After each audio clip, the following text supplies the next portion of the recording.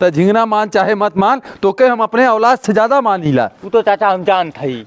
ए झिंगन तनी आओ। ए चाचा तू ही रुकल, खाली झिंगना हम बोलाए है। करे सारे ठंडी जात हम लगा तो गर्मी आई है पूरा। ये बताओ भी तो बुलाया है। ए सारे आपन मन ही हम कहना तो के बताए दे। अरे मर्दवाई तो दुनिया जान था। का कहत रहा रे तू के अड़वा बुला के? कुछ चाचा काट नारायण चला मलन चली। ए सारे तब का करे अड़वा बुलाए रहा, कुछ तो कहते रहा होई। का ट्रेन ठंडी जात बा, गर्मी आवे वाली हो।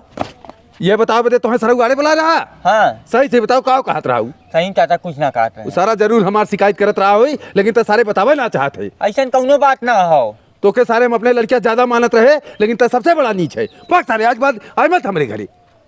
रुका, आप कहाँ भागल जाते यार? अब तुम्हें संतोष हो ये हमरे उनके में करा दिया झगड़ा। हम क्या करे हैं? अरे मतलब तू कुछ कहबो ना करे, ओकरे बाद उनका आतन बताओ सारे का कहे हमरे शिकायत बतियाए हुई। हम ये चाहते रहे तुम्हारे उनके में झगड़ा हो, ये तो हम लोग देख रहे दोनों खूब गाना जोड़ के चलत रहे ने। को मतलब ये कुल का करेला।